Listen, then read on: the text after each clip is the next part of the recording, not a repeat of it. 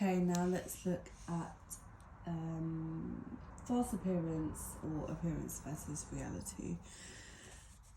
Okay, there's actually so many things that I feel like I could say for this one. So appearance versus reality.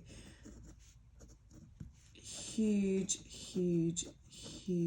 theme in Macbeth. Okay, so what could Shakespeare have been saying?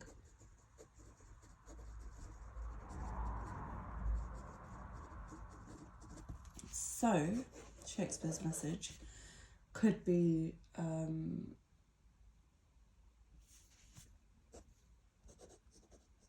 anyone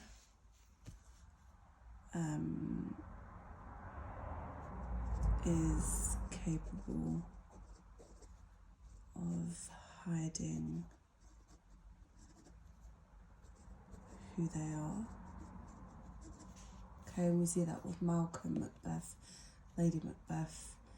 I guess even Banquo isn't really completely forthcoming with his feelings. So to wear a mask, and by that I mean to cover who you actually are through appearance, to wear a mask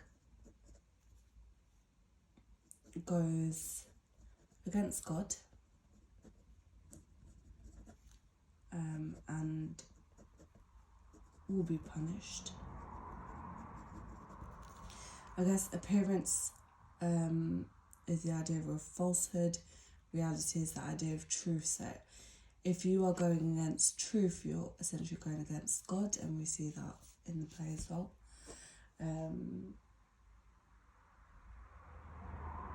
Also, those who conceal who they are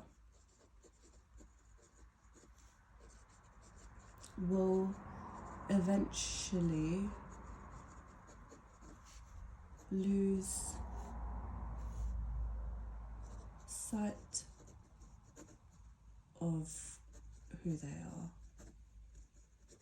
We see that with Macbeth kind of losing sense of self, Lady Macbeth losing sense of self, and you could even argue that that is what causes their downfalls.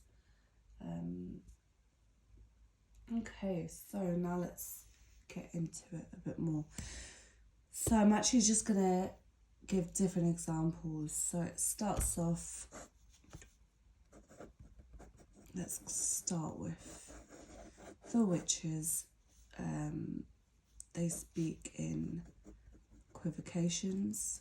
That means that riddles, their words are not very clear. They use paradoxical language as well. And I'm just going to write fair as foul. That would be an example of that.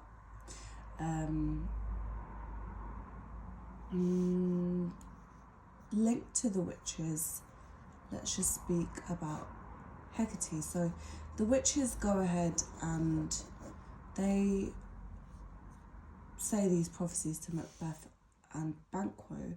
Hecate's not happy with that. She asks the witches to deceive Macbeth with some visions, and those are then the apparitions, the three apparitions that he sees.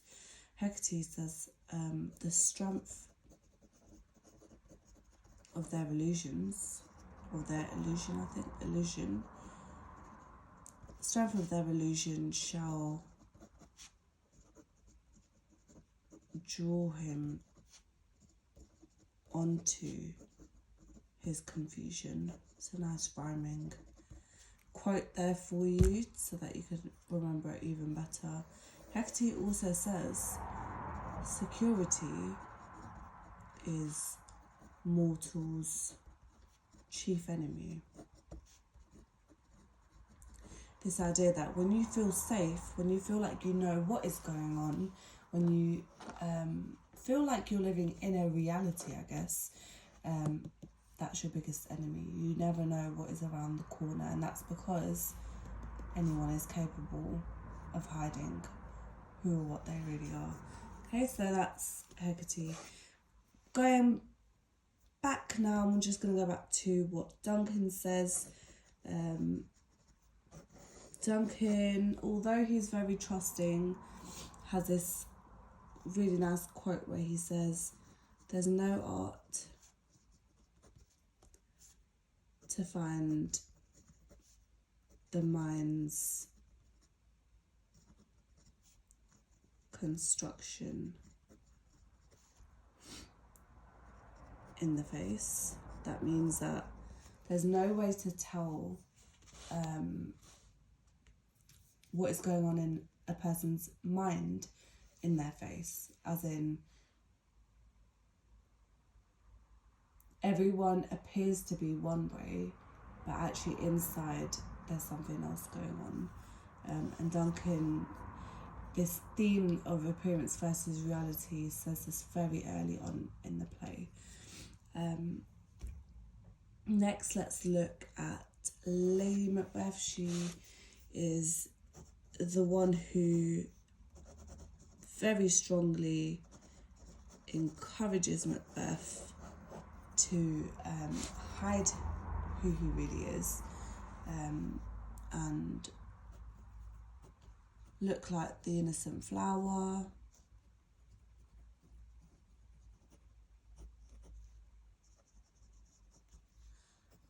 But be the serpent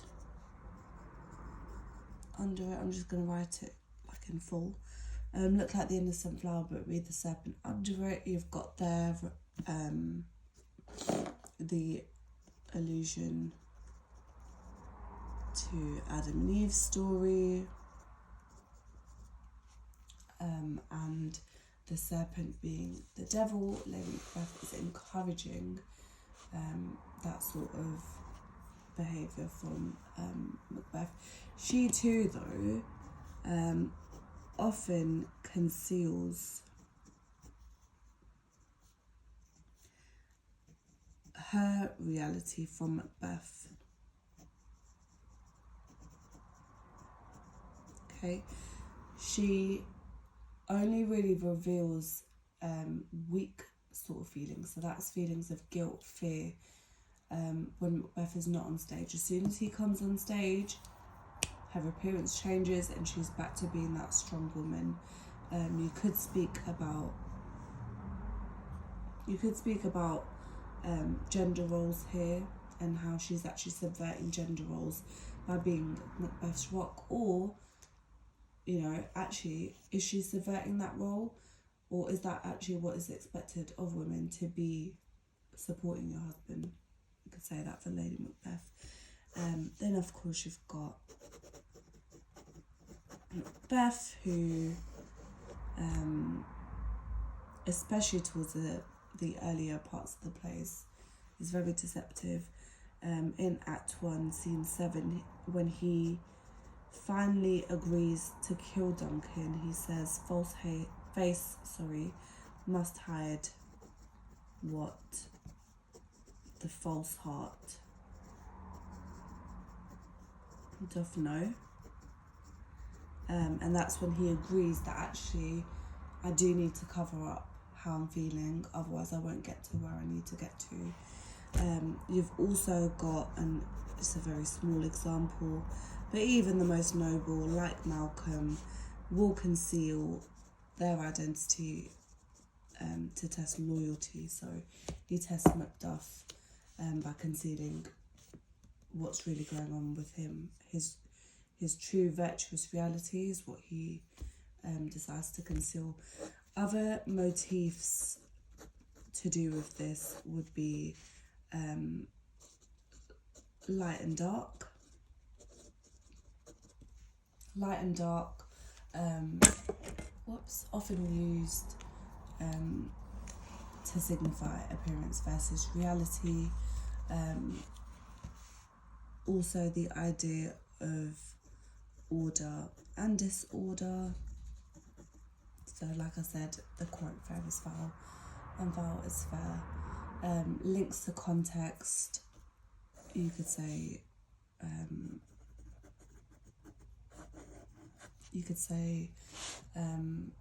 religion, because a lot of this idea of a false appearance goes with the idea of being untruthful, which goes back to sin, because lying is a sin. It goes against God to be untruthful, but we see it throughout the play. Alright, I'll leave that one with that.